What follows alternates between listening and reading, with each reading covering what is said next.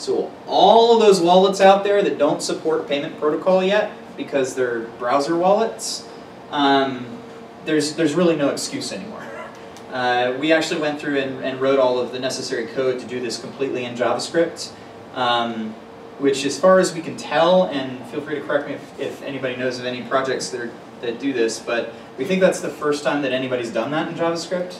Up until now it's been completely browser native. But this opens up a number of possibilities, specifically with wallets that do not yet support payment protocol.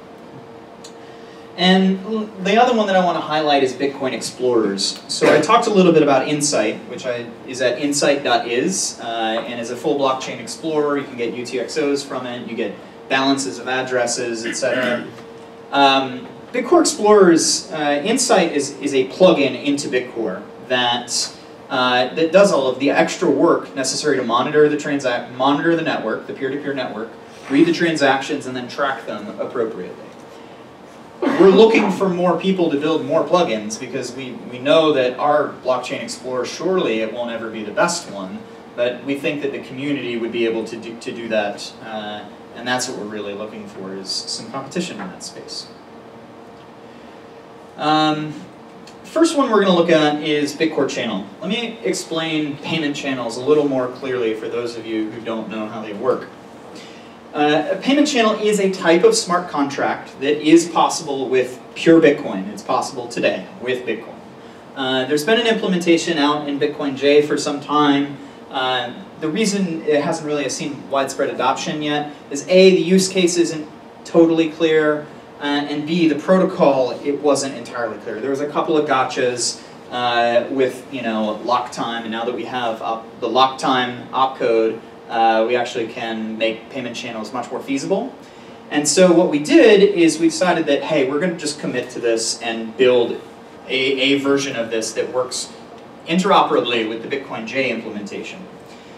The way it works in principle is you create a payment that is locked in time to the provider that you will be paying. This is what you sign into as the maximum amount that you're willing to pay.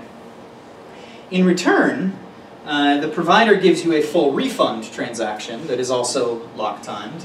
And this refund transaction you can broadcast, but it's linked explicitly to the input of the payment that you made originally, the first transaction, such that there is no possible way for either of you now to rip each other off through these first two transactions, because if he broadcasts his it's not valid to broadcast, but once a certain amount of time expires and he broadcasts this, you can simply rebroadcast the refund transaction, and it spends the output from the first transaction.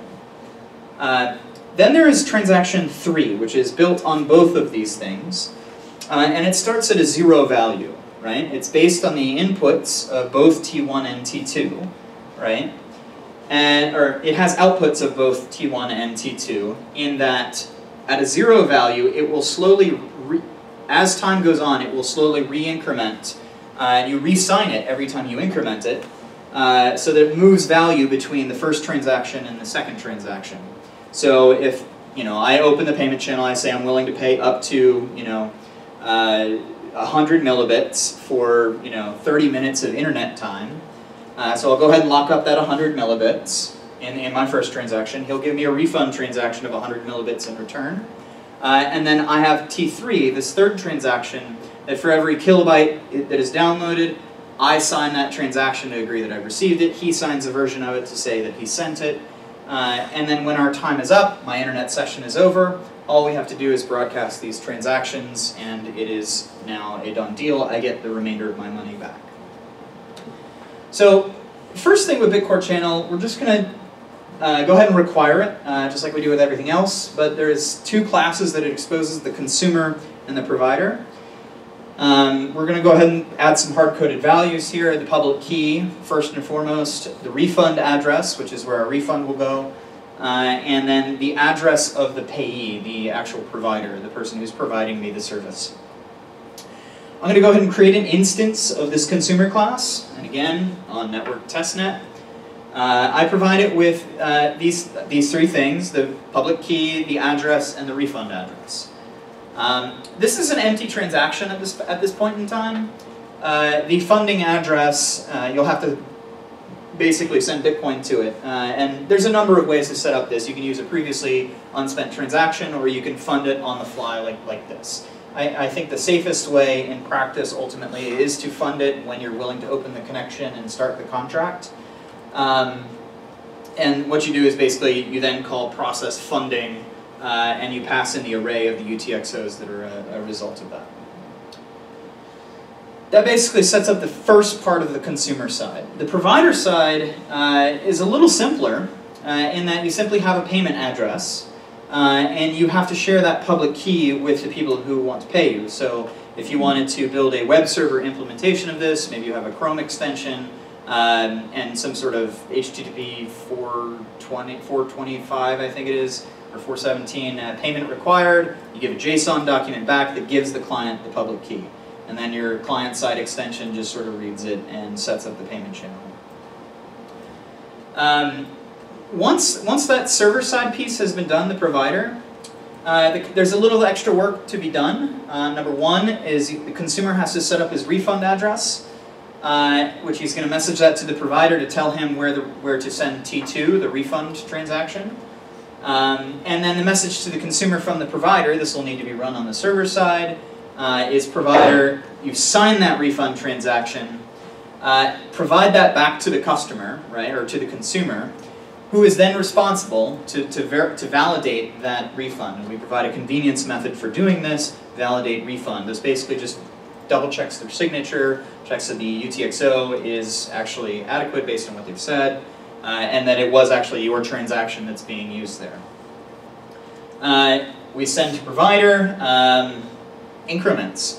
So as I download data, whether it's per hit, like per web page hit, per asset hit, or per kilobyte even in your HTTP middleware, you increment your payment.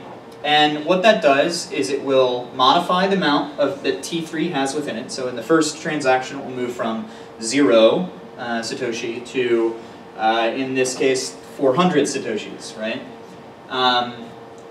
And it will then subsequently re-sign that transaction. Now, that transaction is not broadcast until you are willing to exit the contract. You don't even provide it back to the server as of yet, because if you do, then it is considered a sealed deal and it can be rebroadcast. This would go on for some period of time. A recommendation that was originally put out, I think, was keeping payment channels open for like 12 hours or 3 hours, depending on your use. Longer payment channels, you're locking up your funds. Shorter payment channels have to be renegotiated, and you have to go through this back and forth process, which isn't too bad, but it can get tiresome, especially on bad network connections. And then when we're basically finished, all we got to do is, on the server side, provider.getPaymentTransaction, and that is a perfectly valid transaction for broadcasting on the network. The act of broadcasting that transaction on the network seals the deal and closes the contract. Your imagination might be spinning right now, and ours was too once we realized how easy it was to actually get to a point where we could implement payment channels. And as a result, we sort of released a white paper, a proposal for a protocol that is effectively zero confirmation payments on the Bitcoin network, meaning you can trust a payment from a peer through basically a third-party signatory who will basically sign these payment channels because they've been longer outstanding. It's a really interesting white paper. There's a couple of questions outstanding about that white paper, such as, well, it's not entirely trustless in that it requires a third party. And I think there was actually a guy from Hackathon who actually found a decent way of addressing that issue. But we're open to feedback back. That is at impulse.is, and that is our Impulse payment system. Bitcore Explorers. So again, Insight is used pretty heavily on our back end in that we not only need to find UTXOs. Go ahead. So where did you specify the amount of time? It was 12 hours or 3 hours? In this particular protocol version, we do not specify the amount of time. I believe baked in it has like a default of 4 or 6 hours. I don't recall specifically. I do know that there is a way, there is actually a method, it's in the docs, that will describe how to specify that lock time. With Impulse especially, every time you make a payment, you close the payment channel and then reopen a new one. And you basically treat those open payment channels as another type of asset. You're basically spending the open payment channel as opposed to spending a UTXO, right? So it allows instantaneous zero confirmation payments in that capacity.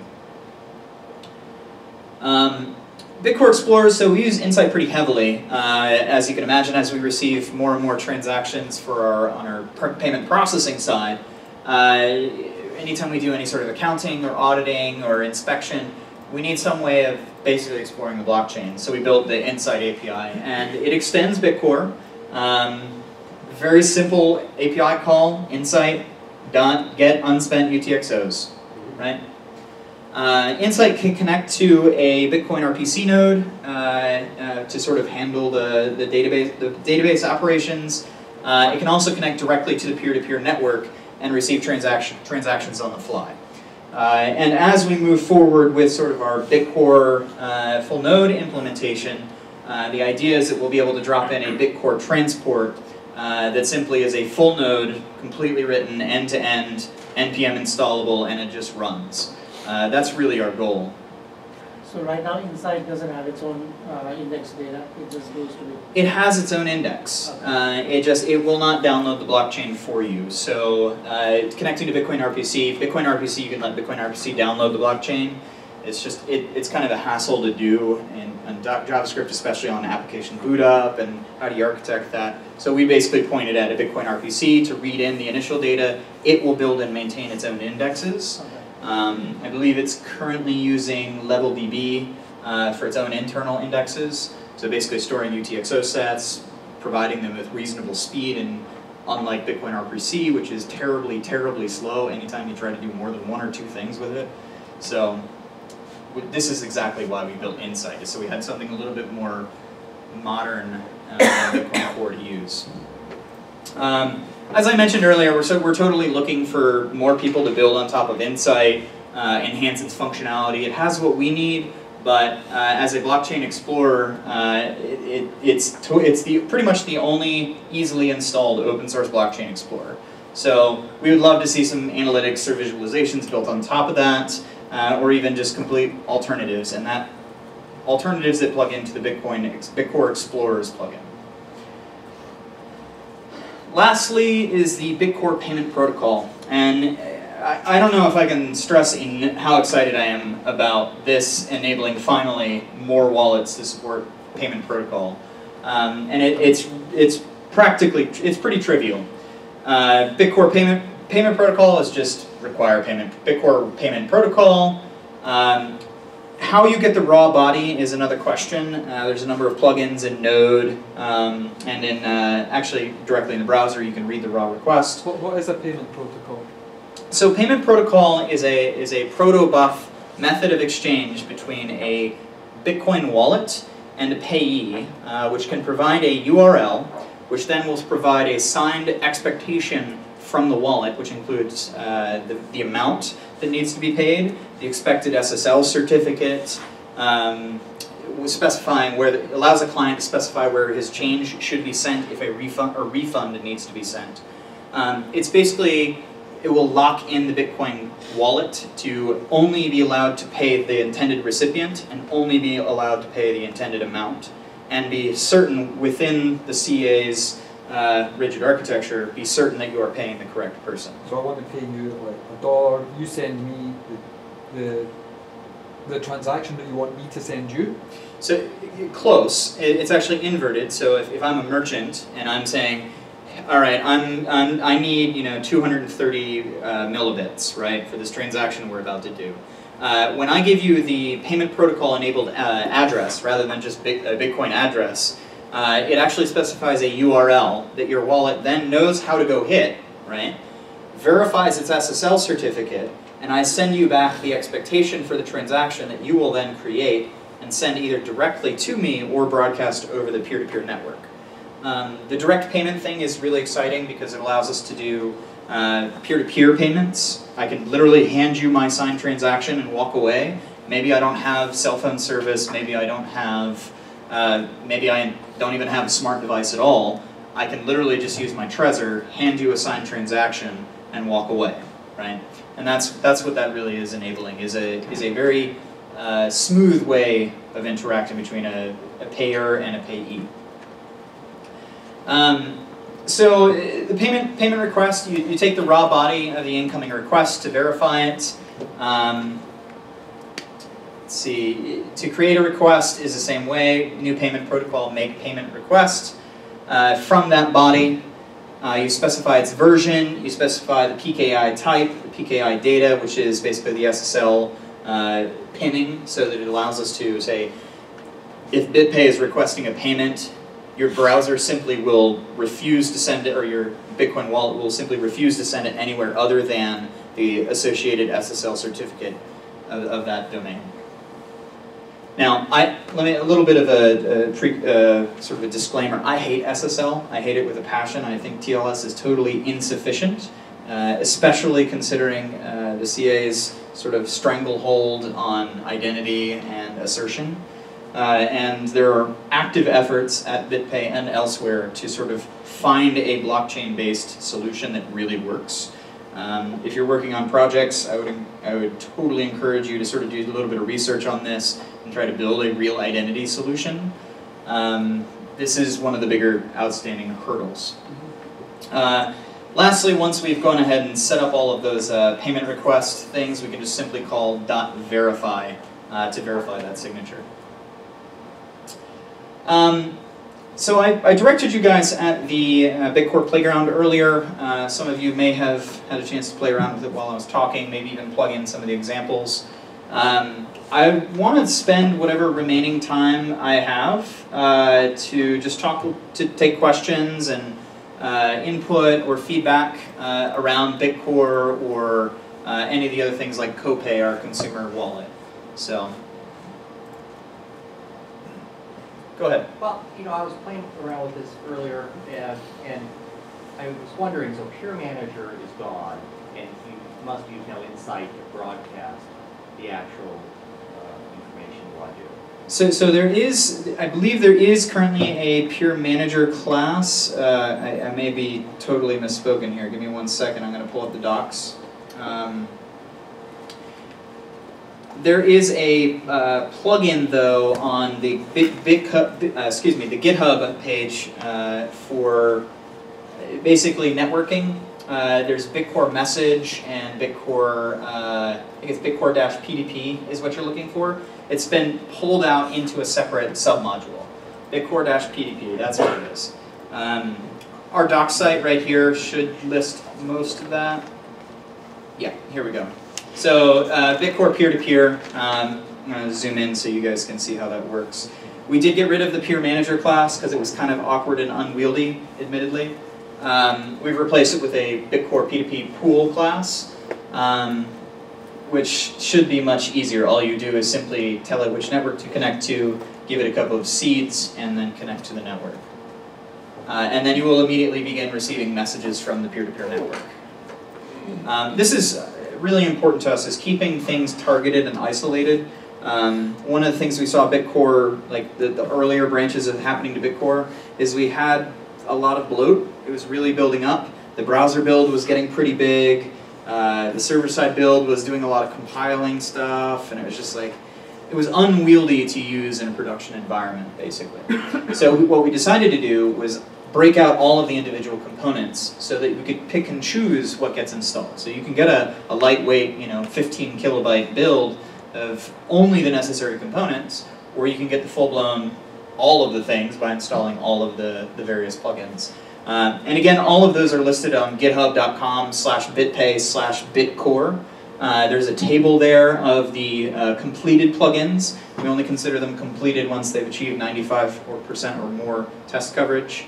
And there's Bitcore Message. Give me 1 second. I can actually just pull up the list right here. see if there are any that interest you all. So Bitcore payment protocol I talked about, P2P we just went over. Mnemonics is a basic extension library for creating the name key value. I don't remember the specific bit, but I think it's like bit 32. Creating the 12-word Bitcoin addresses that you can memorize to generate your private key from. Bitcore ECIES, which is sort of a key and message exchange protocol that we're using in a decentralized network that we've built called Foxtrot. And if you haven't checked out Foxtrot, it's very similar to ITP in that it is aiming in a very big scope. It wants to replace TCP/IP. And we want to do it built on top of Bitcoin. We want to use Bitcoin for routing. We want to use the sort of same cryptography, the same Bloom filter methodology for controlling that routing. That's also public and open source at github.com/bitpay/foxtrot. So if that gives you any idea, if you can start putting the pieces together of all of the things that we're working on and making sure that they're open source, we're really looking forward to a very large future. There's a large scope of what sort of this crypto revolution applies to. Bitcore channel, we talked about, Bitcore Explorers, of which there are currently only one, and Bitcore message. Bitcore message is probably the most useful when paired with Bitcore ECIES. It allows you to basically control and create specific encrypted messages that can then be passed back and forth over an ECIS exchange or across Bitcore peers. Does anybody have like a project they're working on where they think Bitcore might be useful and they have any specific questions? Maybe I could provide some guidance on.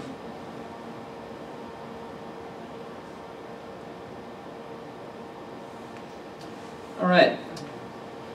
I have a question. Backwards compatibility, similar to what we talked about. Different versions of Bitcore have been sort of like breaking backwards compatibility. So we use it at ScrewChain for our API. And so we kind of frozen a version because it's just been so breaking and breaking. Sure. So what's the roadmap on that? Sure. So we're committing to... Can you summarize the question? Just summarize. Sure. So the question is based on backwards compatibility. We've gone through a number of breaking changes in Bitcore. We weren't happy with the interface. We took a lot of feedback. A lot of people were kind of frustrated with Transaction Builder, and Peer Manager was kind of complex. So we took a step back and we basically said, all right, we're going to do a one-time refactor, and this is how we came out with 0.8. Implement the baseline standard of what we would like to move forward on. We have not yet deprecated completely support for anything previous to 0.8, but 0.8 forward is, as long as you can get on 0.8 or 0.9, you're going to be well supported moving forward. We are committing to not breaking previous APIs as much as possible. Up until we get to 1.0, however, that minor version, that middle version, will introduce some breaking changes, but they will be minimal. This is something that we were very sensitive to in the process of building Bitcore 0.8. So your message is well heard. We had to deal with it ourselves. Imagine the number of lines of code that we've got in other places in our system. Bitcore's everywhere, right? So we've got to do the same thing, and we just want to make